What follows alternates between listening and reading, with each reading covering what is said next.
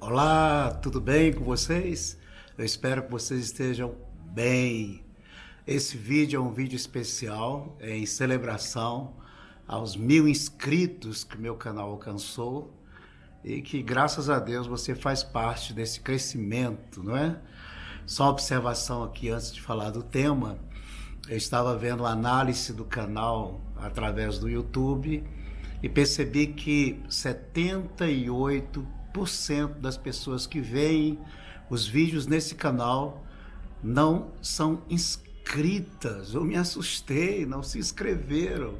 Então você que dá uma passadinha nesse canal, mesmo que seja para ver o início de um vídeo, ou se você vê o vídeo todo ou pela metade, se inscreva. Isso é muito importante para o crescimento do canal. Imaginou? 78% dos que veem os vídeos no meu canal não são inscritos. Eu peço você para fazer isso, para se inscrever, porque com certeza você vai ajudar demais o canal. Bem, gente, o vídeo especial de hoje é um vídeo muito importante. E o tema desse vídeo é: o anticristo será um judeu? Vem comigo, vem com Cristo.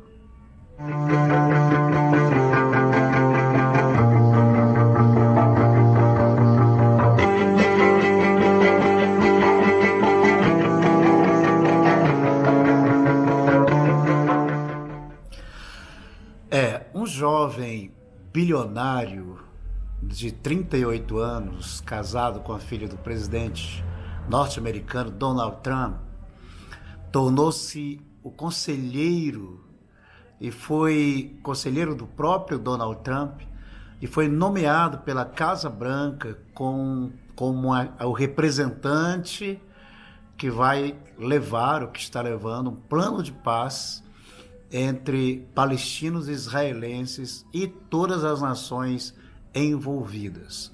O próprio Donald Trump disse o seguinte sobre ele, falou o seguinte: somente Jared Kushner, que é o nome dele, poderá intermediar e trazer a paz sobre o Oriente Médio entre judeus e palestinos. E se você não conseguir isto, ou seja, se ele não conseguir isto, ninguém conseguirá. Bem, gente, por esse motivo, Jared Kushner foi recebido pelo primeiro-ministro de Israel, Benjamin Netanyahu, em Jerusalém, como assessor e genro do presidente dos Estados Unidos, Donald Trump, para discutir o chamado Acordo do Século, que é uma iniciativa da Casa Branca para tentar promover a paz no Oriente Médio.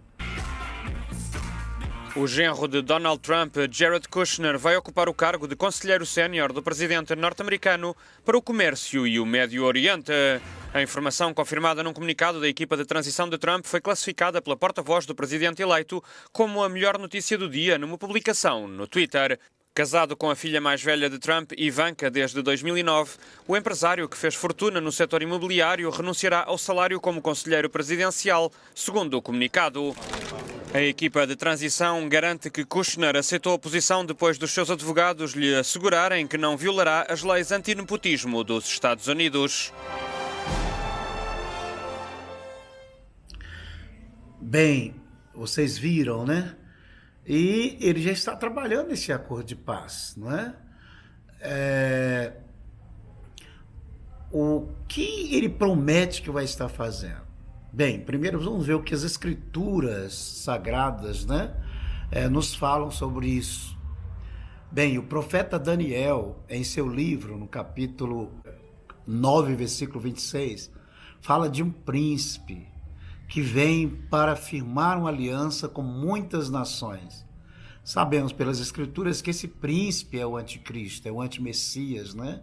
Com isso não estou afirmando que esse jovem seja o anti-messias ou anticristo, mas características disso ele tem.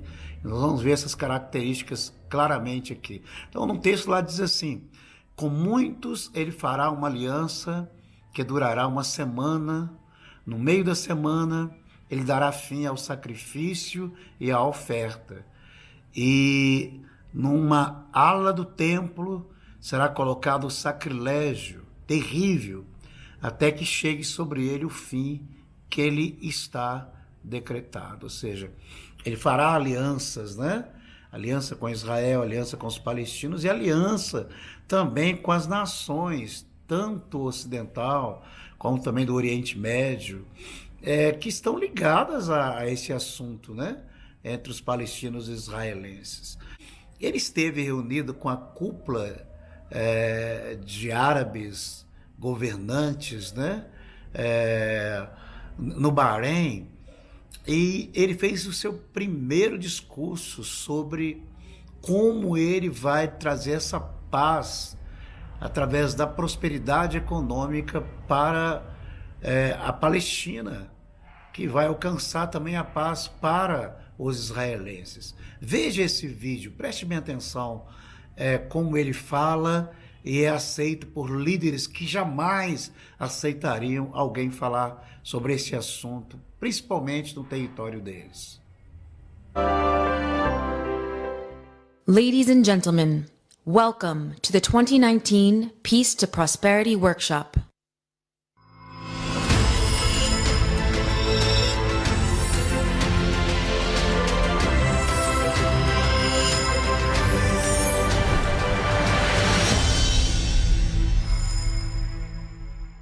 Ladies and gentlemen, please welcome to the stage the Senior Advisor to the President of the United States, Jared Kushner.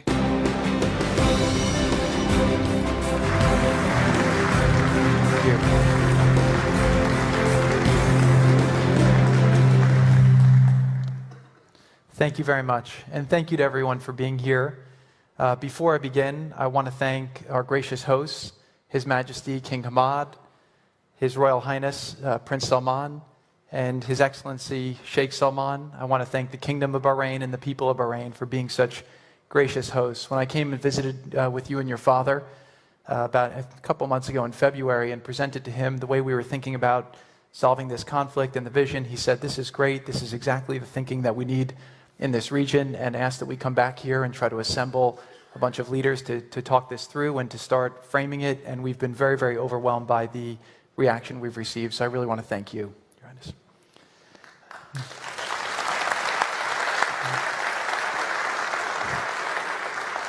I also want to thank President Trump for his vision and leadership and commitment to bringing peace to the Middle East and also to throughout the entire world. I want to thank Secretary Mnuchin for leading President Trump's delegation to this workshop and for all the amazing work that you and your team have done to help us make this a reality. I also want to thank everyone for joining us here today. The people in this room are not people who shy away from hard problems, and everyone here would like to see us bring an end to this Israeli-Palestinian conflict. The fact that so many global leaders and experts on investment came from all around the world shows that there is a serious interest, appetite, and willingness by the global community to help the Palestinian people if the right context can be created. For too long, the Palestinian people have been trapped in an inefficient framework of the past. The Peace to Prosperity vision is a modern framework for a brighter and more prosperous future. It is a vision of what is possible with peace. The conventional wisdom about the fate of the Palestinians is remarkably consistent. In meeting after meeting and conference after conference, I hear the same broken record of negativity about why progress is not possible. When I ask my counterparts why they continue to repeat these same tired talking points, despite no evidence that they lead to progress, they say, "Well, we've always said these things, and we've always done things this way." While politicians pay lip service, the world moves forward, and the Palestinian people continue to be left behind. We all agree on the following goals. We want to see peace, security, and prosperity for Palestinians, Israelis, and everyone else throughout the world.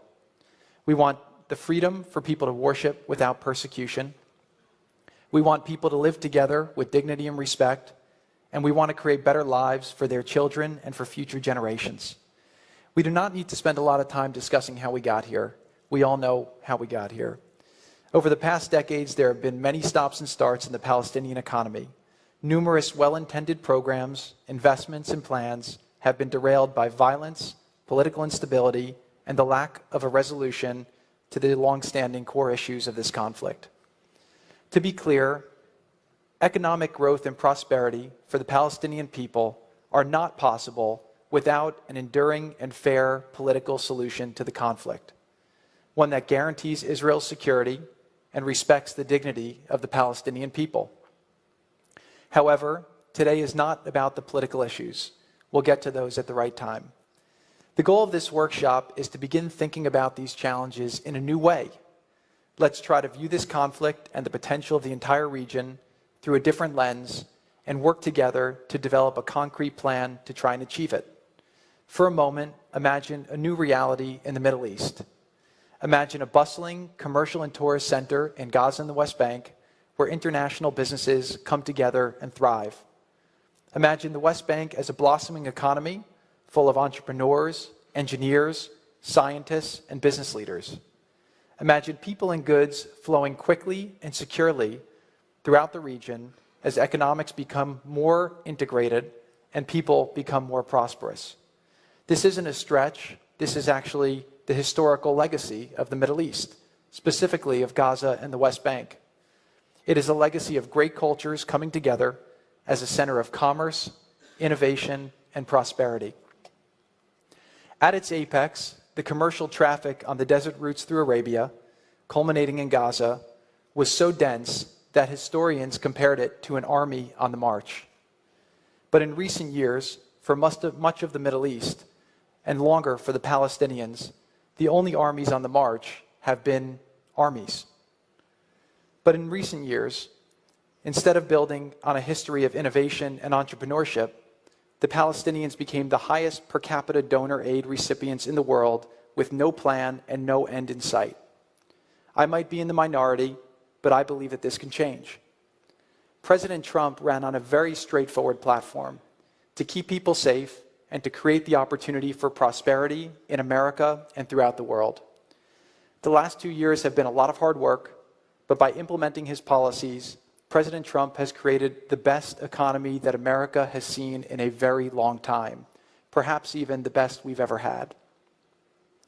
Prosperity is not something that is given to people. Prosperity is something that is earned with smart planning, determination, and fortitude.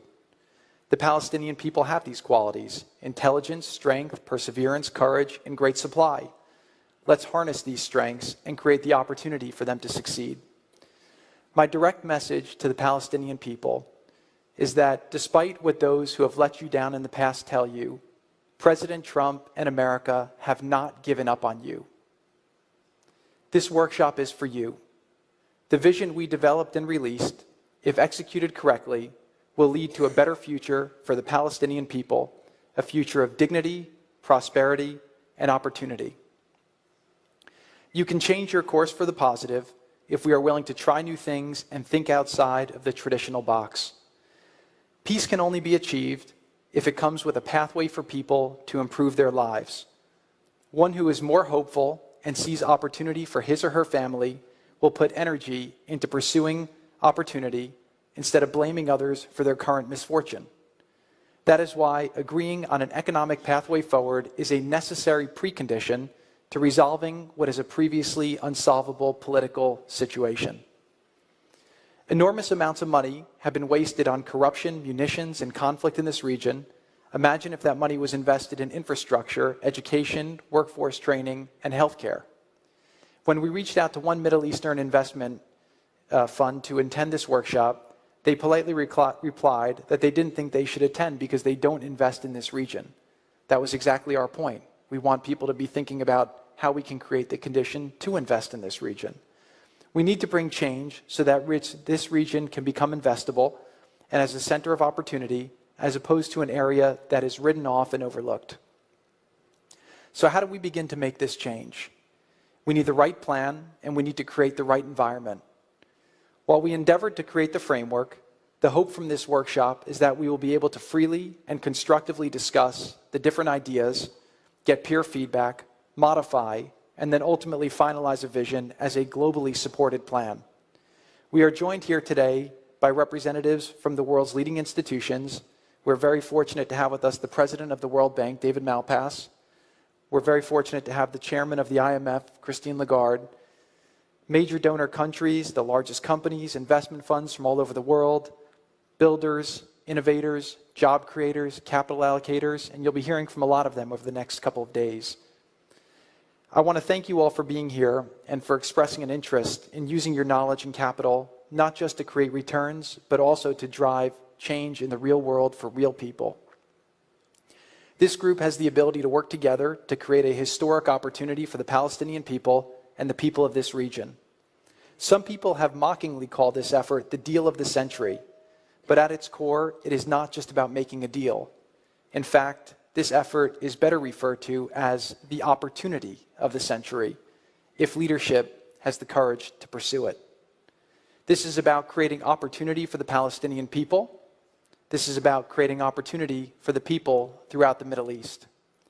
If implemented correctly and competently, the economic plan I will go through now will lead to growth and better lives. To create this vision, we have drawn from the lessons of the most successful economic transformations of the last 75 years.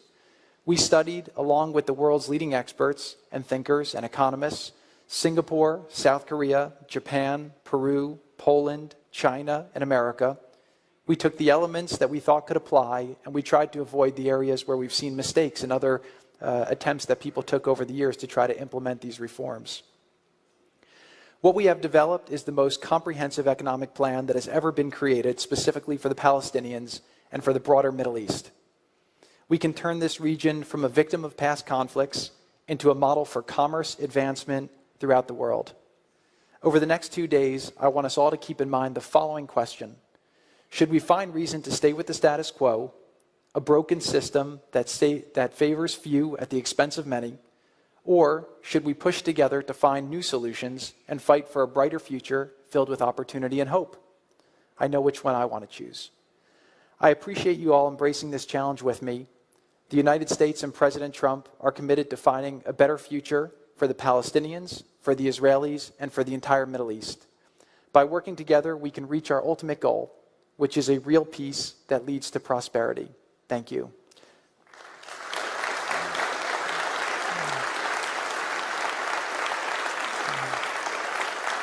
Thank you. So I'm now going to transition over to the presentation. We released the plan, I guess, 3 days ago, and I'm sure everyone here has read all 140 pages of what we put together, every line item, but I'll give you just a quick summary of what we did. So we put together the plan based on 3 pillars. The first pillar is to unleash the economic potential of the Palestinian people and of the region, to empower the people, and then to enhance the Palestinian governments. You can't do one without the other 2, and you need to be doing all 3 at the same time in order to make this work. So if we implement this program, this is a very specifically designed program. We go down to the different projects. We've built it based on a lot of the work that's been done in the past. We believe over time that we can double the GDP of the Palestinians. We can create over 1 million new jobs. We can reduce the unemployment rate to single digits, and we can reduce the poverty rate by 50%. This is not an easy thing to do, but it's something that can be implemented. We've had this peer-reviewed extensively, and we have invited everyone here and everyone throughout the world. We've released this publicly to give us their thoughts and feedback. So since I know a lot of people here like to start with the numbers, we go with a program that's about a $50 billion program. This comes from grants, which is about $13 billion. This is all done over 10 years. Then we do subsidized loans, about $25 billion, and we have the private capital, about $11 billion. If you notice, the early years were heavy on the grants and figuring out how to get the subsidized loans more and over time, because we're trying to create the necessary conditions for people to be able to make this area investable. Right now, there's not a lot of private capital. There's not a lot of subsidized loans coming into this area because you're in a position where there's not the basic infrastructure necessary, and you also don't have the rules-based system that's necessary for people to invest. You know, an example is a lot of the leading Palestinian business people who we speak to wanted to be here tonight. They were told by the authority not to come, and because they rely on them for their livelihood, it's not a free market where they can make those distinctions.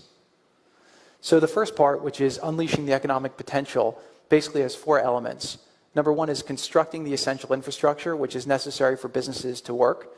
Number 2 is opening up the West Bank and Gaza. Right now, they're very isolated enclaves. You have a lot of fear of terror. There's not a great amount of security.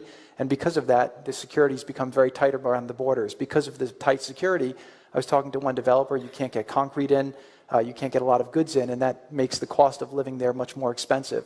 Again, if we have a real peace and there's not a fear of people doing terrorism, then all of a sudden we can really thin the borders and allow for a much faster flow of goods and people.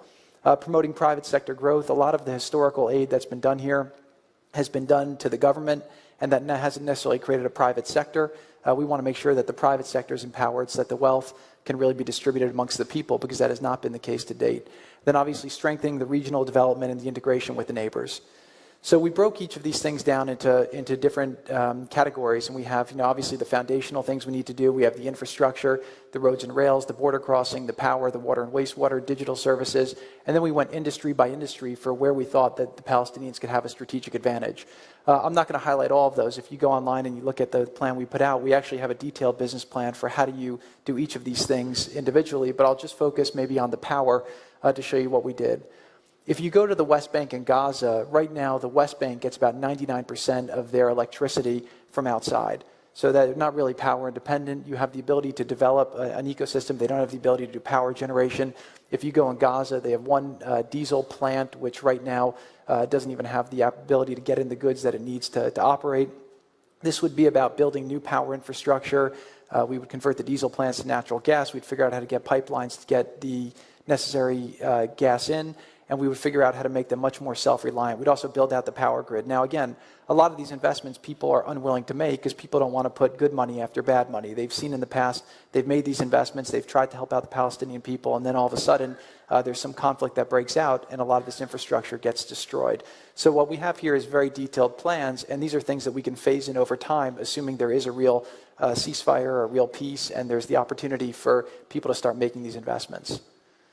So the next one is empowering the people. Having great infrastructure doesn't matter as much if you don't have the people to do the jobs. We want to be matching the people with the jobs that are available today and the jobs that will be available in the future. So the Palestinian people, as you'll hear from one of the speakers tomorrow, have one of the highest literacy rates in the world. That's due to a lot of the aid that's been done over the years, which has been good, but we want to enhance the education services to teach them a lot more skill-based training that will help them have better careers and better jobs. A lot of the employers in the region are actually not able to find the qualified workforce that they're seeking to do the jobs and investments that they want to make. So we want to strengthen workforce development, invest in healthcare, and then also improve the quality of life. That's part of the plan. So again, these are the three components, and I'll focus right now just on the educational quality, but each of these elements, if you go into the website, which is on the bottom, you'll be able to see that we have a very detailed plan built out for each one, but you have to do all of these things at the same time. You need STEM education, we focus on youth and women, workforce training, but I'll focus just on the educational quality. These are the different programs we've identified and the investments needed in order to help them catapult to a next level so that they can have a skilled workforce that's qualified to take on the jobs that will be created from all this investment. The third pillar is enhancing the Palestinian governance. Tomorrow we'll be talking a little bit about property rights, which is a very essential component for people being able to get loans, for people being able to have investments, but we need a better business environment. And people are very quick in the Middle East. For the last 70 years, the unifying feature has been to blame Israel for a lot of people's problems. But a lot of the problems really should be looking at governance and the fact that leaders have often deflected blame on Israel for a lot of the own shortcomings from within the countries. If we can create a better business environment there, it will make it investable. So there's two major components that need to happen if people want to see better lives. We need to figure out how do we make it a safe environment, then we can actually have people willing to invest, goods going in, people flowing in and out, and then we need an environment where people know that if they're investing, then there won't be as much corruption, the money actually can trickle down to the people, and when people have property rights, then it actually works that way, and we'll talk about that more extensively tomorrow. One thing that I get asked a lot from people when I share this program with them is they say, well, okay, who's going to implement this, right? We haven't seen a lot of ability to implement something like this, and this is a major scale program.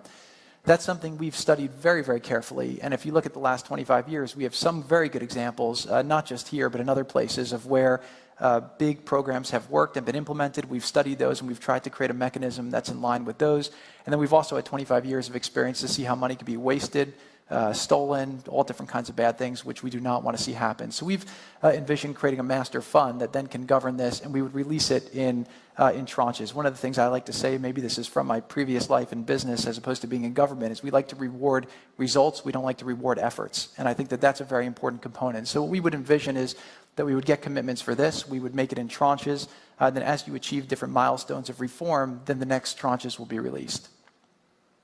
This is one slide that I actually thought was very interesting, which shows that we're actually starting from a pretty strong place relative to peers. When I show this to people, they're actually quite surprised. If you go on the right side, you'll see that you have the West Bank and Gaza with a GDP per capita of about $3,000 per person. If you go to the West Bank, which is more governed right now, you have about $3,800 per capita. If you compare that to Egypt, it's $2,500, Jordan's $4,000, Lebanon's $8,500, Morocco's $3,000, and Tunisia's $3,500. If you go to debt to GDP, you have Egypt at 100%, Jordan at 94%, West Bank and Gaza are at less than half of that. So starting from a relatively strong place, that if we can start doing these investments, create a peace environment, create a good security apparatus, there is a ton of potential for people to really start rising in a very, very quick way. Finally, we constructed this in a way where we thought we can't just try to stimulate Gaza and the West Bank. Obviously we want to create a very prosperous global regional environment. Israel has a thriving economy. Imagine if Silicon Valley was cut off from the rest of California. That's kind of what we have right now in the Middle East. So obviously some form of peace would create prosperity, I think, for Israel, but also for everyone else throughout the region. But what we did is we put the majority of the projects in Gaza and the West Bank, but then we also figured out what projects can we do in Jordan, Egypt, and Lebanon to also figure out how to get those economies to start rising and better integrated as well. So we see tremendous potential. Again, people on this file try to be very skeptical. If you want me to come up with the reasons why this is hard, I can probably give you a longer list of reasons than anybody else. But again, our goal has been to try to come up with what is the best pathway forward? How can we break this deadlock that's been here for too long, and how can we focus on helping people make their lives? And that really is what, when President Trump comes to the office every day, he's focused on the American people. How can he help the American people improve their lives? And we took the same approach with the Israelis and the Palestinian people. The politicians tend to talk about political things. What we tried to focus on are what are the things that will help people live better lives, help their families have better futures, help them pay their mortgages, help them be better providers. And we think that this plan can really accomplish that. So last slide is just showing you the breakdown in all the different industries. Again, all this details on the website, and I want people to review it very carefully. But it shows that the money that we'd be investing is fairly well distributed. Obviously, transportation, mobility, infrastructure with power and water, digital services, those are about half of it, and that's very, very critical. There's still government support. Right now, the government runs a deficit, but over time, they should be able to raise their tax base to be self-sustaining. And then education, tourism, natural resources, healthcare, home ownership, agriculture, manufacturing, quality of life. These are all components that you have to do at the same time. So I just want to thank everyone on the team who helped make this possible. I think that it's a very good first step. I do hope that the Palestinian people will take a look. I hope that we'll all be able to come together and try to come up with the best framework and put together this package and hopefully use this as a way to change the course of history in this region. So I just want to thank all of you. This is not a conference where people are coming to benefit for themselves. You all have big responsibilities in a lot of places you can be, and the fact that you're showing up to do this shows that you care about the region, you care about doing good in the world, and you care about both the Israeli and the Palestinian people. So really thank you for taking the time out of your lives to come and be a part of this and to provide your feedback, and hopefully this will help us make a big step forward. Thank you.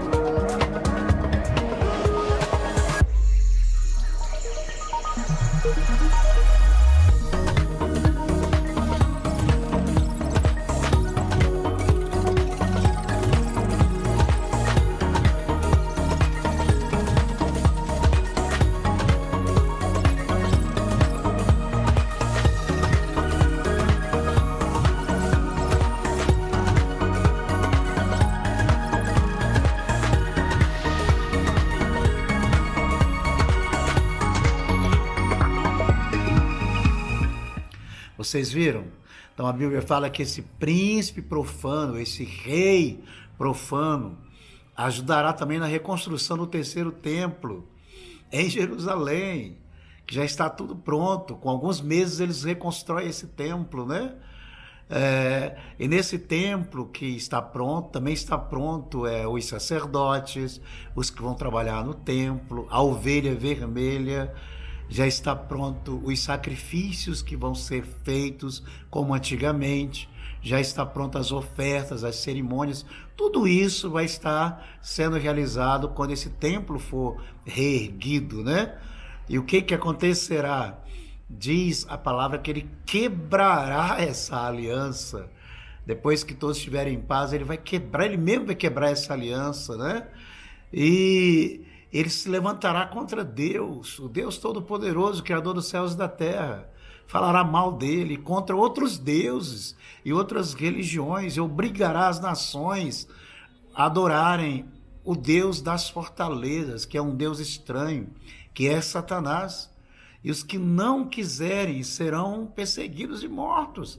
Mas os que honrarem a esse Deus maligno, né? A esse Deus estranho, receberão honras e grandes riquezas, ou seja, os despojos das nações serão divididos entre eles. Vamos ver isso em Daniel, capítulo 11, versículos 36 ao 38, diz assim: esse rei fará segundo a sua vontade, e se levantará e se engrandecerá sobre todo Deus, contra o Deus dos deuses, falará coisas incríveis e será próspero, até que se cumpra a indignação, porque aquilo que está determinado será feito.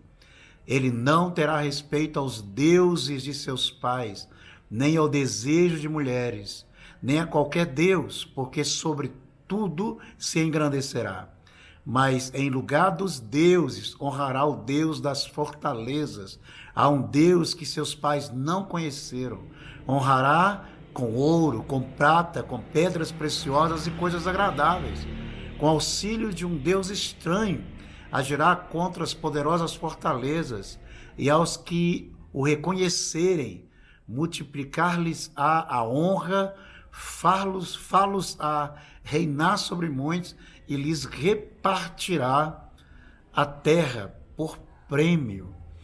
Então, esse príncipe fará isso, e entre as promessas desse jovem, Jared Kushner, está em ajudar na reconstrução do terceiro templo. Inclusive, já tem vários comerciais sendo veiculados, né, com essa reconstrução. Veja esse comercial sobre a reconstrução do terceiro templo.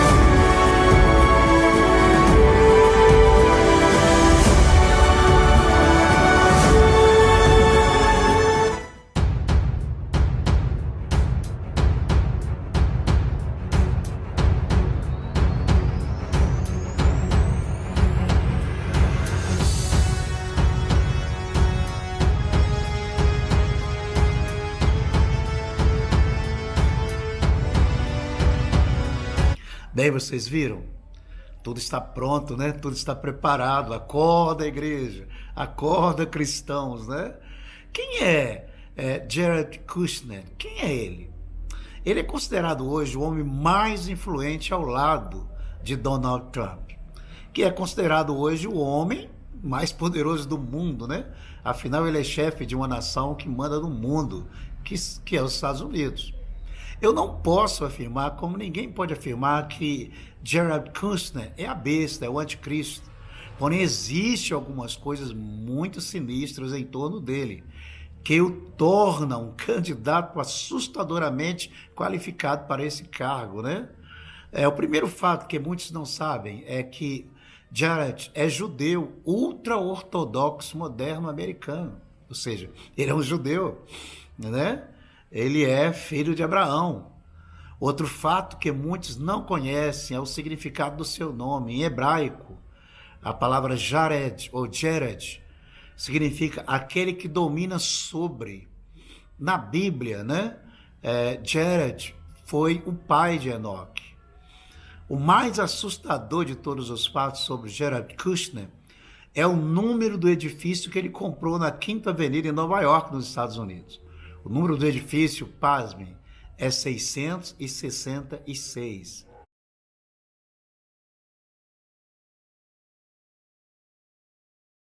E está localizado bem em frente ao edifício do maior bilionário judeu, que é John Davidson Rockefeller, família Rockefeller, que é considerado o líder dos que governam o mundo, né?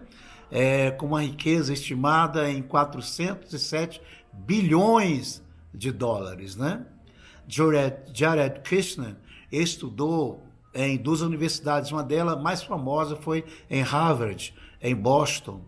Também ele nasceu em uma família bilionária. Dizem que ele é muito reservado e assumiu os negócios da família bem cedo, fazendo esses negócios alavancarem, crescerem, né? Será que é ele? Uma boa pergunta, né? Vamos fazer conforme diz a palavra? A palavra diz, não desprezeis as profecias, examinai tudo, retende o bem, abstende-vos de toda a aparência do mal, e o mesmo Deus de paz vos santifica em tudo, e todo o vosso espírito e alma e corpo sejam plenamente conservados, repreensíveis para a vinda de nosso Senhor Jesus Cristo.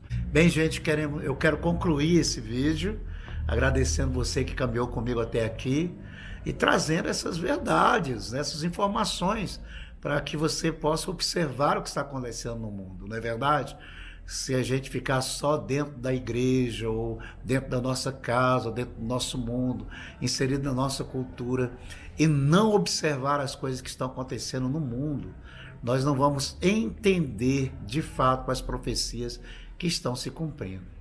Obrigado por esses 1000 inscritos, volta lá, se inscreva se você não é inscrito, dá o seu like de gostei se você gostou, não é, do vídeo, e compartilhe esse vídeo com outras pessoas, isso é muito importante. E você pode também embaixo escrever uma mensagem, também isso é muito importante, dando a sua opinião sobre esse vídeo. Deus lhe abençoe e até o próximo vídeo, em nome do Senhor Jesus. Paz!